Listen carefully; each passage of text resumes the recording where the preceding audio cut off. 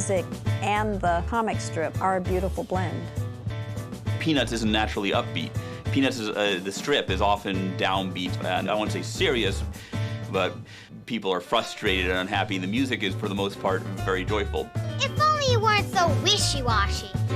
I think adults related to it as much or more than kids did because it was universal. It told things about the human condition. And both children and adults, even though there are no adults in it, they think like adults. They express thoughts like adults. And it was a perfect vehicle, I think, for a musical. It had charm, it had wit, it had whimsy, and lovable characters.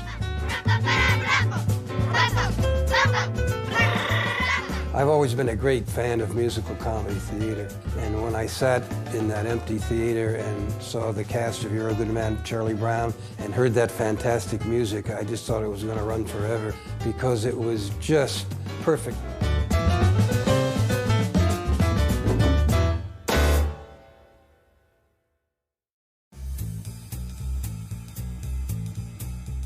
Back in 1966, after we had done a Charlie Brown Christmas and the Great Pumpkin Charlie Brown, a young fella from Brooklyn flew out to my home in California, and his name was Clark Gessner, and he wanted to play some music he had written.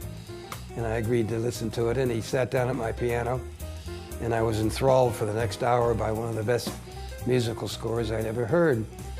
And I said, well, what do you plan to do with that? And he said, well, I think it would make a great show off Broadway. And I said, with little kids? He said, no, with adults. Well, I said to myself, I don't know if adults will work or not, but maybe I should send them up to Charles Schulz anyway and have them meet. So we arranged a meeting, and he went up there and he played the music for Charles Schulz, and Schulz loved it, loved everything about it, and gave Clark the green light to go ahead and do a stage musical. Well, it all started actually with a record. There was what they called an original album musical, which was basically 10 songs about the Charlie Brown characters, but it didn't have all the scenes within it, didn't have all the conversational parts. It was just the music, it was just songs.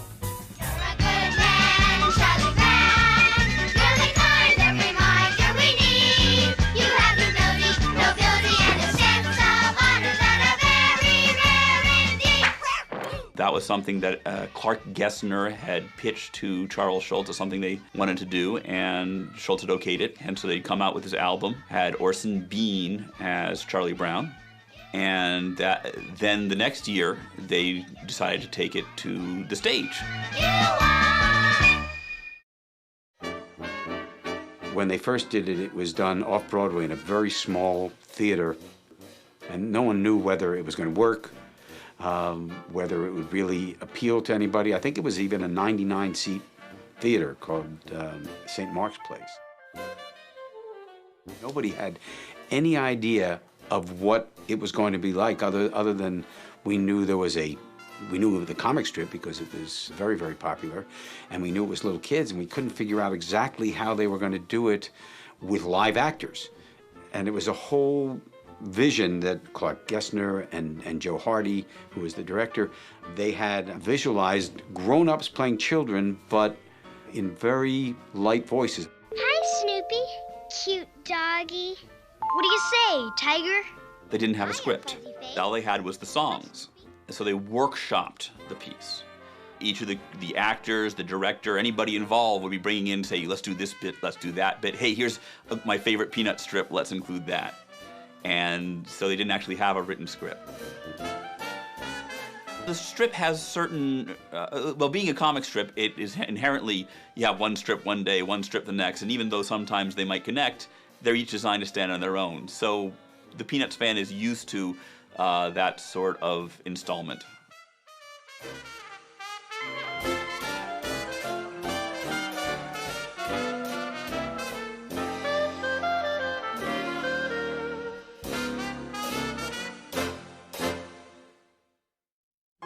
Clark Gessner I think Sparky was very fond of him when he did meet him, but he didn't have anything to do with the way the show was put together. But I think he was very pleased with it and felt that it suited his characters and that they had pulled things exactly from the strip. If you see parallels in all the animated shows, to direct lines from the comic strip, including, of course, Linus's famous Christmas speech.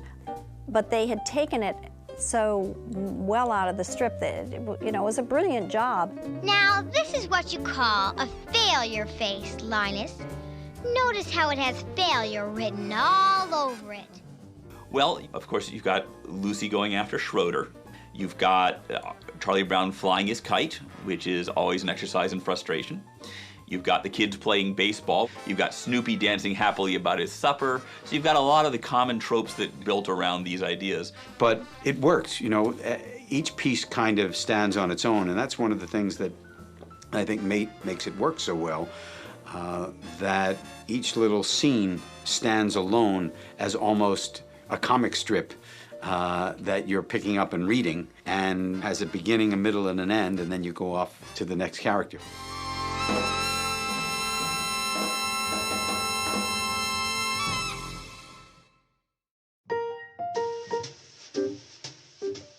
Adaptations are very difficult. They're not easy, especially when you're taking a piece of material that is not a musical, and you have to decide which characters sing, when do they sing, when do they dance, and how do you tell the story with words, and how do you tell the story with music. Okay, there's no need for a big production. And it's quite difficult. You really have to take the most interesting moments, and they become the songs. And the book is a little sketchy in most musicals. But Charlie Brown was really a very special thing because it was such a great comic strip. There is no team like the best team, which is our team. Right here, we will show you we're the best team in the very little league this year. And in no time, we'll be big time with the big league baseball stars. For all we have to do is win this one game, and the championship is ours. Art is reinterpretation. Whether you see something in life and you say, hey, here's one way to look at it, or whether you see something existing on the page, you see a book and here's how we make the movie. All of art is reinterpretation to some degree. In the case of the animated show of You're a Good Man, Charlie Brown, we have the animated special based on the stage play, based on the record, based on the strip. So we've got a whole series of reinterpretations, and it's like watching your favorite musician do a cover of a song you really liked by somebody else. They're bringing something new to the game. They may miss out on some of what made the original special, but they bring something new and create something that is recognizable but different, and that's a lot of fun.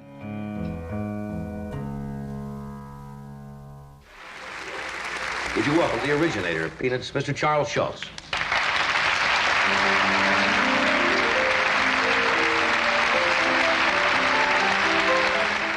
There's got to be kind of a thrill to see that come alive with the people. I think of all of the things that have happened to me, this is probably one of the most gratifying, because cartoonists sit in little rooms all by themselves and they never get to hear the people laugh at what they've done. And it was always a wonderful experience for me to sit in a theater and finally hear some of the people laugh at some of these lines. That's true. I was thinking the same thing, that you sit there and you do the strip and you send it in and you say, gee, I wonder if that was any good or if that was funny this week or today. And I don't know until, well, maybe 12 weeks later after the paper comes out, then it's too late. Too late, yeah, is it ever? You've been doing Peanuts, somebody said, and I didn't realize it, for 23 years? 23 years, and the newspaper comes out every day. That's incredible. That's an incredible record. The thing I loved was that he always said that he loved it when he sat in the rehearsals and heard people laugh, and sat in the audience and heard people laugh at his lines, because he said when you sit in your room by yourself and draw something, you never know if it's funny. But then suddenly he got an affirmation about it. And when people would say, I saw your strip today, I thought it was really funny, he'd say, oh, I'm glad you liked it. Always as though he never really knew what other people thought about it. I guess it hasn't been such a bad day after all. Happiness is finding a pencil, knowing a secret, telling the time. Happiness is very interesting, because if you recall, afterwards people came out with the Love Is, and he would say, they stole that from me. Well, yeah, not exactly. But happiness still is one of those phrases that belongs to Peanuts. Is walking hand in hand. Happiness is two kinds of ice cream, finding a pencil, the simple things in life. I always loved that song, and it was like my favorite moment at the end of the show, singing that. And it's happy, and that's what I think appealed to people. But it also is very, very honest about how people feel. That's loved by you. Had fantastic music, a good book put together by Clark Gessner, who also wrote the music. Great actors on the off-Broadway show originally, and it was just a confluence of all the same elements that we'd had on animation had happened on the musical comedy stage. If we don't rehearse, we can't sing at the assembly tomorrow. And then, of course, 20 years after it opened on Broadway, we ended up animating the show, so everything came full circle. Quiet! Now, remember, this is a mood piece. In the mid-1980s, we decided to do a takeoff on the movie Flashdance, and we did a show called Flash Spiegel. And there was a young girl there, along with a couple other kids, who did some singing. They were 8, 9, 10, 11 years old, and they were fantastic. One of them happened to be Stacey Ferguson, who went on to be Fergie. And so we decided maybe we could do an animated version of You're a Good Man, Charlie Brown, because we could find young kids who could sing. And so once we crossed that bridge, we knew we could do it, and that's when we animated You're a Good Man, Charlie Brown. You can do it with wonderful adult singing, and for off-Broadway and then for the 1970s Broadway version, adults were cast. When it came time to do the animated version, though, they were doing it more in the tradition of animated Peanuts, in which kids were always voiced by kids. This is for you, Lucy. Happy Valentine's Day. No, that doesn't sound right. I should note that, though, that there is one exception to the use of kids in this new special, and that is Snoopy. For the first time, they had to have somebody voice Snoopy, and they got an adult. Snoopy'd always had just the barking and giggling voice done by Bill Melendez, the animator.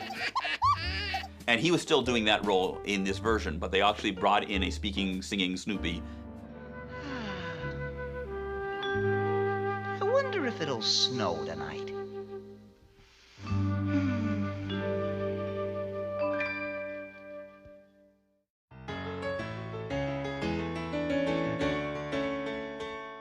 I think You're a Good Man, Charlie Brown has such a lasting impact because it brings us the Peanuts characters we love, the Peanuts characters we're familiar with a different dimension, a different angle on it, with that musical angle, so we can be looking at it through fresh eyes. Well, the success of the animated shows was a combination of great child actors, great music, and of course, basically the humor and philosophy of Charles Schulz, and all those same elements are in You're a Good Man, Charlie Brown. Sparky used to say to people with a certain amount of pride, do you know that You're a Good Man, Charlie Brown is the most performed musical in the world, I suppose. If you hang around theater circles, everybody's done this show at some point. I played Linus once upon a time, even I've done it. So it's one you can talk to people and they say, oh yeah, I've done that twice. The show is so true to the comic strip that anybody who likes the comic strip loves the show, and that's I think why it was so successful. It was absolutely faithful to the spirit and the innocence and intelligence of the comic strip. I think it's almost become a rite of passage if you're interested in musical theater.